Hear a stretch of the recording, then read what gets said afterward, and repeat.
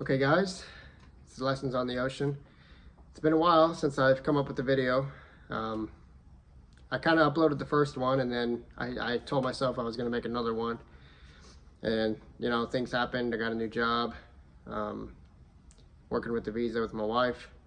I had to go home for a while, back to Texas, take care of some things. And well, here we are, and now it's about a month later. And so, so today it's just going to be very short. I want to talk about toughness. What is toughness? Is it just a word that we say to make ourselves feel better?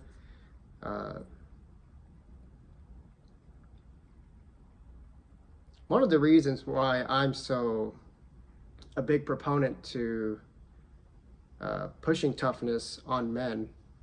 By the way, if you haven't caught on or you didn't read the description of the channel, these are videos directed towards men. But ladies, of course, you can watch and you may get something out of it too. Yeah, toughness. What is that? For the longest time, well, I guess from the time beginning of middle school to the time of sophomore, which is a long time for me, I guess, since I'm 25, you know, that's almost 1/3 of my life. I did nothing but play video games. I did nothing but, you know, eat, play, eat and play, eat and play. I didn't even do my homework. And I never really practiced or exercised my mind or my brain to experience what it meant to go through hardship. Until I went on the ocean. I'm a big proponent to going on the ocean, for everyone to go on the ocean, because this is a place where you can really experience who you really are when the rubber hits the road. You know, now of course most days, to be honest, it's going to be calm. You probably won't get seasick. But on the days that are not calm and on the days that you do get seasick, I would recommend you guys go out at least once in your life and experience and try to overcome. You know, it's not all the time in our lives that we can go through an experience where we have to overcome, you know, natural events, you know, like the ocean. So what do we do when the ocean does, you know, get rough? Well, do we lay down in a fetus position and just cry and put our thumbs in our mouth and just be miserable? No. Do we tell the captain, "What the hell are you doing? Let's go back to land, come on," and blame everything on the captain? No. Do we put our fists in the air and say, "Curse you, God, for putting this situation in my life where I'm about to die and I feel like I want to die"? No. You could do those things, but it's not going to do you any good. And I'm sure you know it's not going to do you any good. And it's a shame that some adults would do that, actually. I've been on boats where people have done that and they were full grown, well, they were an adult body with a child mind. But when we face, you know, toughness, or when we first face tough situations on the water, we don't complain. We try not to complain. Of course, we're human beings, and when shit really gets bad, you are tempted to do that. Of course, when you're amongst brothers who feel the same way, it's a little bit more welcoming, but of course not advertised. But what do we do? Well, on the water specifically, it doesn't really matter how many push-ups you can do. I mean, if you can do 100 push-ups, that's great. If you can bench press over 350, I mean, that's great. But everything that has to do with your physical toughness does not apply on the ocean. Why? Because before your physical toughness goes out the window, your mental toughness goes out the window first. So really, your strongest link is not your body, it's your mind.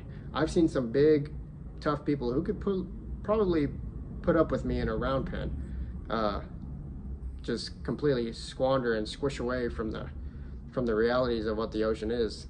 And I've been in that position myself when I first experienced it when I was 16 years old. I had mentors who were patient with me. I had the soft, gentle mentors, and I had the hard, tough love mentors. And you need the both of both worlds. You know, that's why God made man and woman. Toughness does not start with your body. Real toughness doesn't care how many push-ups you can do. It doesn't care if you take off your shirt and you just show those abs and your muscles, your chest muscles. Now, I'm not bashing anything on physical appearances. I think a man needs to look as good as possible, for many reasons. But that's not where you drive or where you pull toughness from, okay? I recommend you go out on the water when it's choppy, because there's not many times in your life where you can experience that side of you, okay? Of course, you can experience it elsewhere. I mean, I guess ranch work, you know, when you're on a bucking horse, that kind of pretty difficult. But, you know, the water is always there. The water is available. Please go out and experience it. Exercise your mind, exercise your body. Everything that you overcome today, you gain a little bit more courage. And you can apply that to your life outside. It's there's a reason why many people will go out on the water and come back and they're successful, and they have nothing. It has nothing.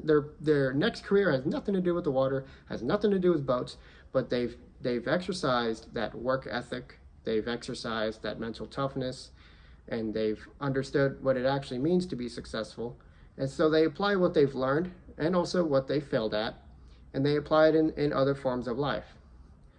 These are the many reasons why I would recommend you guys going out on the ocean. One of the people I really admire the most, Sun Myung Moon, he really pushed everyone that he taught. He was a reverend, and so he was a teacher. He taught everyone to go out on the water. He encouraged everyone to go out on the water. Didn't matter who you were or what your career was. You know, businessmen, farmers, homeless people, rich people. Didn't matter. Go out on the water, and you will become a better person. Now, that is not clear cut. I want to say that right now. It is not clear cut that you go out on the water and become a better person. You may go out on the water and you may become a worse person than you were. You may become nagging, bitter, and negative. But it's up to you. It's up to you. You know, we don't live in a predestined world, and I know that's pretty controversial, what I just said, but it's not. Every experience that we experience, whether you want to take it in a positive light or a negative light, that is not on God. That is not on anything else other than yourself. You take responsibility for your future. You grab the reins of your destiny, and you pull it and push it wherever you desire, okay? So, that's it. Yeah, pretty short video. I mean, I don't know if that's short, but thank you guys. I'll try to upload as much more as possible. Yeah. All right. Thank you. Bye-bye.